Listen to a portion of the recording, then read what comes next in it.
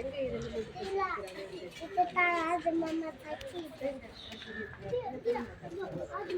எதற்காக கூடியிருக்கோம் என்ன என்று நாங்கள் எல்லாரும் தெரிஞ்சுக்கணும். அதுக்காக தான்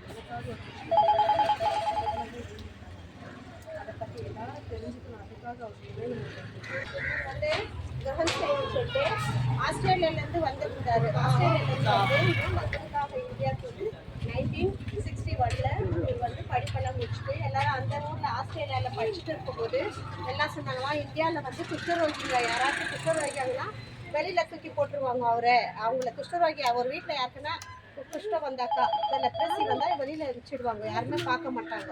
அப்படி இருக்கிறாங்க, அவங்களுக்கு யாருமே உதவி செய்ய யாருமே இல்லை அப்படின்னு சொல்லும் போது அப்போ அவருக்கு மனசுக்கு ரொம்ப கவலையாச்சா. கடல் பற்றியும் தெரியாது இந்தியாவில் நிறைய பேருக்கு. லெப்ரசி குஷ்டரோகி வரும்போது அவங்களை எடுத்து வெளியே போட்டுறாங்க. அவங்கள நம்ம காப்பாற்றணும், எப்படியாச்சும் நம்மளை ஏதாவது செய்யணும் அவங்களுக்காகன்னு சொல்லிட்டு அவர் நல்லா படித்து ஒரு டாக்டர் ஆனார். டாக்டர் ஆகி 1961 நம்ம இந்தியாவுக்கு வந்தார். 1961 வந்துட்டு 1965 அவர் தொழுநோய் அதான் குஷ்டரோகிங்களெல்லாம் அவர் வந்து குணப்படுத்துறதுக்காக அவரே எல்லாமே நீங்கள் வீடியோவில் பார்த்தா தெரியும், ஃபோனில் அவரே தொட்டு அவரே க்ளீன் பண்ணி எல்லாருக்கும் அந்த பொண்ணுலெல்லாம் புழுவெல்லாம் வருமா அதெல்லாம் தொட்டு அவரே க்ளீன் பண்ணி எல்லாமே செஞ்சு ஒரு ஹாஸ்பிட்டல் கட்டி ஜனங்கள்லாம் அங்கேயே தங்க வச்சு வீட்டுங்களை தொட்டிடுறாங்கள அவங்கள எல்லாரும் அங்கே தங்க வச்சு அவர் ட்ரீட்மெண்ட் கொடுத்துட்டு இருந்தாராம். அவங்க பிள்ளைங்க 2 பேரும் ஊட்டியில் படிச்சுட்டு இருந்தாங்க. 2 ஆம்பளை பசங்க ஒரு பொண்ணு. அவங்க ஒய்ஃபு கிளாடிஸ்ன்னு அவங்க என்ன பண்ணாங்க, அவங்க நம்ம இந்தியாவுக்கு வந்தாங்க. இந்தியாவுக்கு வந்து அவர் கூட ஹெல்ப் அவங்க வந்து ஒரு நர்ஸ், அவங்களும் அங்கே தான் ஹாஸ்பிட்டலில் படிச்சுருந்தோம்.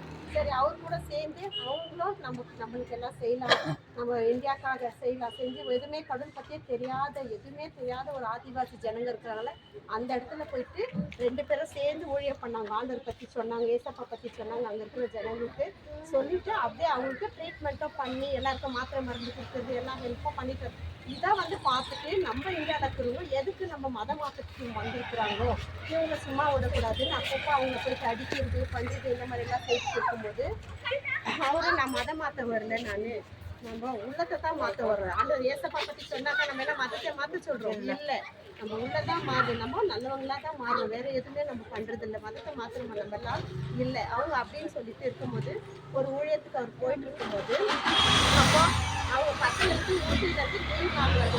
சம்மா போயிட்டு காடி வச்சு வந்தப்போ லீவ் நாள் வந்தப்போ அந்த பிள்ளைங்களை இங்கே வர வச்சுக்கிறாரு.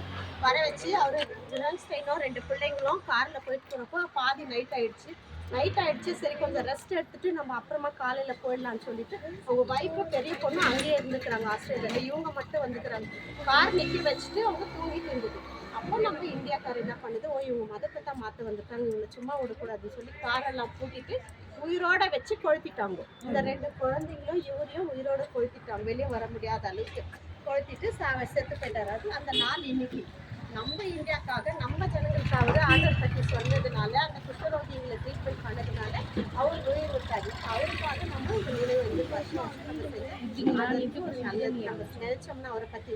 அப்புறமா அவங்க ஒய்ஃப் அப்போ கூட கோர்ட்ல எல்லாம் கேட்டப்போ அவங்க ஒய்ஃப் வந்து என்ன சொன்னாங்கன்னா, நான் அவங்கள மன்னிக்கிறேன், யார் கொளுத்துனாங்களோ அவங்களுக்கு எந்த தண்டனையும் கொடுக்காதீங்கோ, ஏசப்பா எப்படி மன்னிக்கிறாரோ பாவீங்களே அதை போல நான் அவங்கள மன்னிக்கிறேன், எந்த தண்டனையும் வேண்டாம் அப்படின்னு சொல்லிட்டு அவங்க சொல்லிட்டாங்க. அவருக்காக இன்னைக்கு இந்த நினைவஞ்சலி சாப்பாடு கொடுக்குறோம், ஸ்நாக்ஸ் சின்னதாக அதனால முடிஞ்சது கொடுக்குறோம். எல்லாம் வார்த்தை பிரகாரமாய் மனம் ஆரோக்கியம் செய்யுங்க, உங்களோட கிளியர் செய்யட்டும். நாளை அந்த கொண்டாடப்பட்டு செய்யுங்க. ஒரு காலம் நம்ம சொல்லி